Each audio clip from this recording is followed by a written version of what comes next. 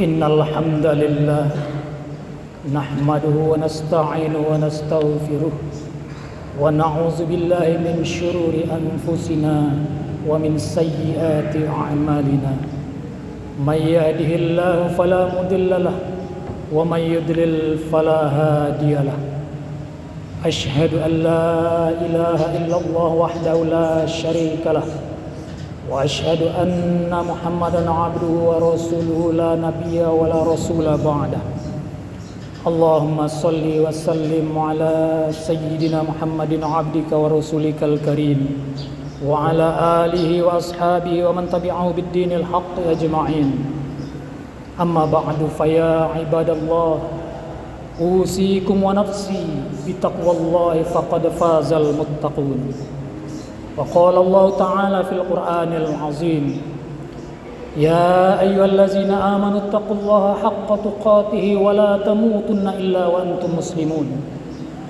يا أيها الذين آمنوا اتقوا الله وقولوا قولا سديدا يصلح لكم أعمالكم ويغفر لكم ذنوبكم ومن يطع الله ورسوله فقد فاز فوزا عظيما وقال رسول الله صلى الله عليه وسلم تركت فيكم أمرين لن تضلوا ما تمسكتم بهما كتاب الله وسنة رسوله. Saudara-saudaraku jamaah Jumat rahimakumullah, alhamdulillah, segala puji dan syukur kita haturkan kehadirat Allah Subhanahu wa taala yang telah menganugerahkan berbagai macam nikmat kepada kita, di antaranya nikmat iman, Islam, kesehatan, dan kesempatan, sehingga kita dapat menghadiri sidang Jumat yang penuh berkah ini. Juga kita mohonkan kepada Allah kiranya salawat dan salam senantiasa tercurah kepada junjungan kita Nabi besar Muhammadin sallallahu alaihi wasallam beserta keluarga dan para sahabat beliau dan orang-orang beriman hingga akhir zaman. Wa ba'du, melalui khutbah ini saya berwasiat kepada hadirin semua, termasuk diri saya sendiri, untuk sama-sama berusaha meningkatkan iman dan takwa kita kepada Allah Subhanahu wa taala sehingga timbul ketaatan sejati untuk melaksanakan semua perintahnya dan menjauhi semua yang dilarangnya atas dasar ikhlas kepadanya, karena Allah berfirman, "Wa ma umiru illa liya'budullaha mukhlishina lahud-din hunafa wa yuqimus salata wa yu'tuz zakah wa dzalika dinul qayyimah."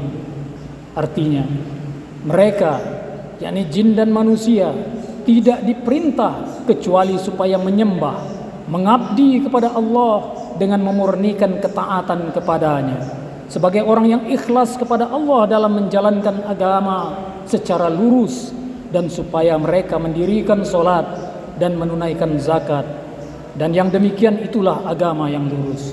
Quran surat Al-Bayyinah ayat 5. Dalam kitab Madarij As-Salikin halaman 76 juz 2 dijelaskan, al-ikhlas tasfiyatul amali min kulli syaub ayya la yumazihu amaluhu ma syaubuhu min syawaibi iradatin nafs imma talabaz tazayyini fi qulubil khalq imma talaba madhihim wal harbi min zammihim aw talaba ta'zimihim aw talaba amwalihim aw khidmatihim wa mahabbatihim wa qadaihim hawaijahu aw talaba mahabbatihim lahu aw ghairu zalika minal ilali wasyawaib allati aqdi mutafarriqatiha huwa iradatan ma siwallahi bi'amalihi ka'innan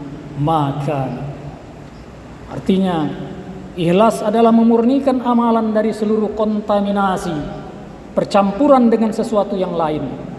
Maksudnya adalah jangan sampai amalan itu tercampur dengan keinginan nafsu, seperti nafsu ingin agar nampak bagus di hati manusia, nafsu ingin dipuji, nafsu ingin terhindar dari celaan, nafsu ingin diagungkan, atau nafsu ingin mendapatkan harta, nafsu ingin mendapatkan pengabdian serta kecintaan orang sehingga kebutuhan dirinya terpenuhi, atau nafsu ingin popularitas dan lain-lain nafsu yang bisa mengkontaminasi keikhlasan, yaitu menginginkan sesuatu selain keridhaan Allah dari amalan yang dia lakukan.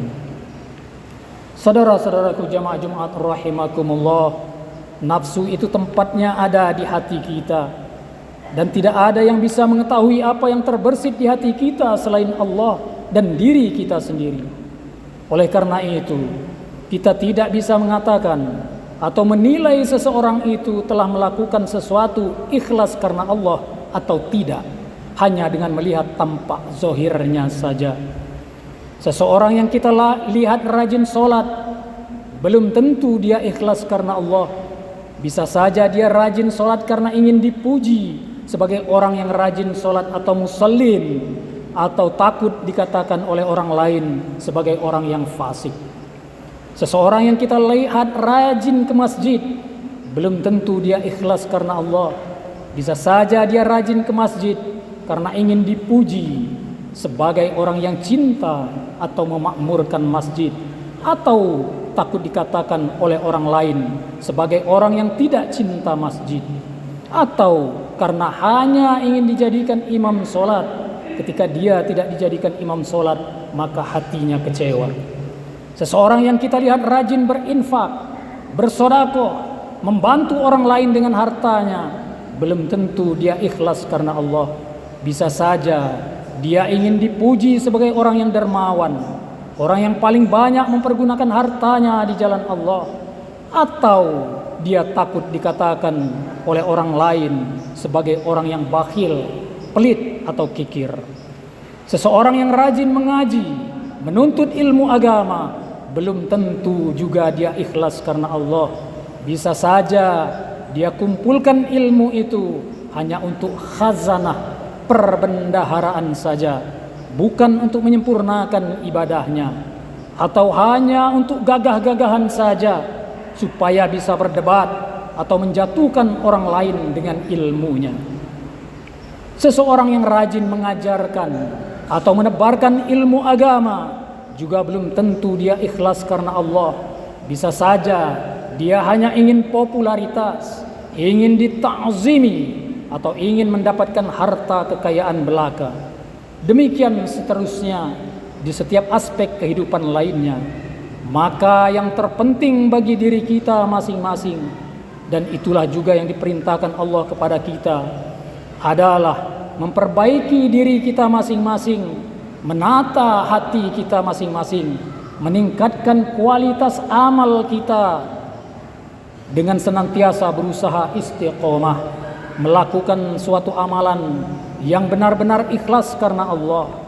Mari kita sama-sama berlomba dalam melakukan amalan kebaikan yang ikhlas karena Allah, bukan dalam berbuat keburukan dan permusuhan atau perpecahan. Rasulullah sallallahu alaihi wasallam bersabda, "Innallaha yuhibbul 'abdat taqiyyal ghaniyyal khafi."